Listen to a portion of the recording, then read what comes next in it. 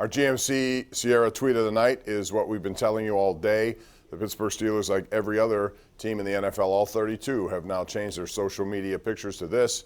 It is a pray for DeMar number 3, and everyone's thinking about that, no doubt.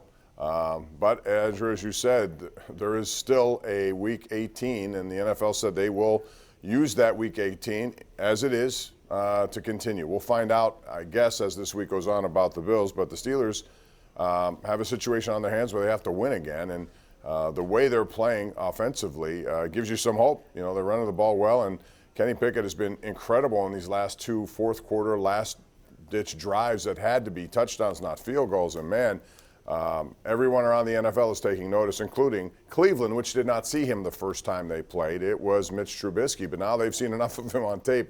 I'm sure they know what he can do.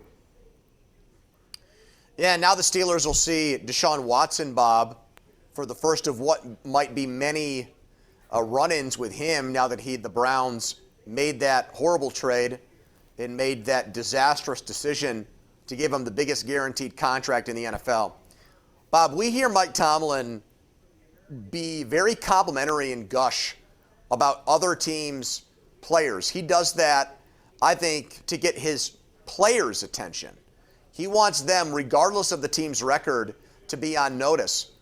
I felt like today he almost went out of his way to not say overly positive things about DeSean Watson. And I don't think that's by accident. I think there are still a lot of people connected to the NFL that are having a very hard time with his return to the league. If you look at his 3 touchdown passes against Washington, Bob, the NFL's Twitter account sent out highlights of those plays, and they zoomed or cropped Watson out of the highlight. So it'll be interesting. You know, obviously there will be, emotions Sunday at Acrisure Stadium where Damar Hamlin played his college football and won a Whitfield championship. So that'll be part of the proceedings. But also, I think Steelers fans have waited all year to give DeSean Watson a piece of their mind, the same way they did when Myles Garrett came to town after he hit Mason Rudolph over the head with his own helmet, Bob. I totally agree with that. And I think they know, and they have been waiting. A lot of people have been. I've noticed fans on the road, and, Watson has to deal with that. That's something that is on the resume. That's something that he has, gone through. People know what's happened, and it's a disgusting look. And yet he continues to play. And that contract, I'm sure NFL owners everywhere did not like when it was out, including the people in Baltimore, who I think now have to deal with Lamar Jackson, who probably looked at that one and said, oh, yeah, I'm an MVP. I haven't done any of that. He's done all that. How much am I worth? And I think that's going to be an interesting offseason discussion as well, because what do they do with him? They could franchise him, or they can sign him to a long-term deal. But right now, by being injured as much as he is, I think his value has only increased. You're talking about Lamar Jackson? Mm-hmm. Yes. Rich Eisen made a comment on his radio show yesterday about his production meeting with Baltimore and how they assured him that he was going to play this Steelers game when he met with John Harbaugh. And then he heard about how Jackson didn't want to play with a brace on, that he didn't feel comfortable. So, I don't know. I mean, I think that it's going to get I wouldn't say acrimonious yet, but if he doesn't come back and play for them and they feel like he was good enough to play, Bob, I don't think they're going to give him that money. And that's the impression I'm starting to get there, that if Lamar Jackson had a contract, he probably would have played against the Steelers last weekend. Maybe so, but at the same time, this whole offense is built around him and his talents.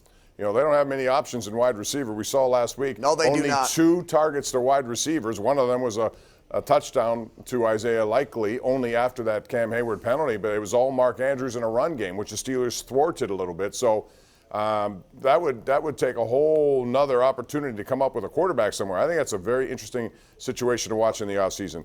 Real quick, Bob, okay. No, I was just going to say, along the lines of both the Ravens and Bengals and the Bills, don't you think the league needs to tell the Bills if they're going to try to make up that game at a later date? Because if they're not, and the Chiefs win Saturday, what are the Bills going to be playing for on Sunday, Bob? If they win, if Kansas City wins, yeah, and if the NFL tells them we're not going to make up, we're not going to resume that game, we're going to act like it's a no contest sort of deal. Honestly, I don't think they can do that if that situation unfolds. I mean, they want the number one seed. Why wouldn't you? Worked all along for it. But at some point, it has to, be dealt with in a sensitive way. But when do they play that game, I don't Bob? know. I thought they might play like Friday of this week and then maybe mid next week or something of that nature, but they ruled out this week. So you tell me, if they're going to stick to the 18 schedule, which is New England at Buffalo, then what? You'd have to extend the season by a week to accommodate the two teams involved and also the rest of the field. I don't know. I think it's a really difficult situation. Let's go out real quick to Kurt in Harmer. He's been waiting. Hello, Kurt.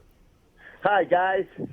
Hey, Mr. Rooney, you're listening. Take a black magic marker and redact that phrase in the bargaining agreement where you don't wear pads. Put them guys in pads on Friday again, because what I seen Sunday night was nothing short of remarkable. Third, fourth quarter offensive linemen for Pittsburgh, pancaking these guys. They were it was more exciting watching the offensive line and the wide receivers blocking linebackers than it was watching Warren. Kirk, to your point, Mike Tomlin had one of those left. That's all you get, 14 in the course of a season. And he told me today that was the situation. It's interesting, as we taped our show, he was actually going back into the day where he was with Tampa. They had Mike Allstott, and back then there were a different set of rules. And when they had a physical, run-oriented offense, which featured a fullback, and a lot of teams had fullbacks, Andrew, they wore pads all the time. And it certainly, because they knew what kind of game they were in store for. This game has changed. It's been modified, but pads are still important. He had one left, and he was going to use it on Friday, which normally he would not do. Well, I just hope that win didn't take a physical toll on them where they're less than 100% now for Cleveland, because we've seen that with both teams. Steelers-Ravens can be so physically demanding that it hurts both teams the following week. And the problem for the Steelers is this is not a finesse opponent, Bob. Cleveland, if their hearts are in it, and maybe they won't be, maybe they'll be thinking about their offseason like so many eliminated Browns teams have in the past. But if they're in it to win it, they've got Nick Chubb, Kareem Hunt in that offensive line. And that's another thing Tomlin was trying to drive home today, that's no cup of tea. That's no walk in the park facing those guys.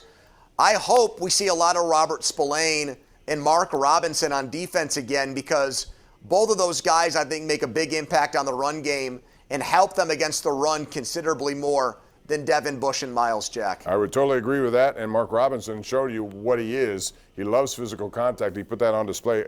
You talked about their line. Jack Conklin could miss this game. He was injured last week, and if he does, that could open up a door for TJ Watson. That's a big deal. A little bit of damage there. Meanwhile, I want to wish you a belated happy birthday, Andrew. I saw you had a good day the other day. Bob. And I also want to wish a belated happy birthday to Diane Ireland. She's the first lady of this show, the Ireland Contracting. Nice. Diane, yes, Lady Di, I call her. Happy birthday. And we wish you many more, and I hope you had a nice week. And you tell your husband to make sure he treats you the right way. And that's how he always does it anyway. So happy birthday, Diane. We're going to take a break. When we come back, more right here on Sports Radio 93.7 The Fan and also Pittsburgh CW.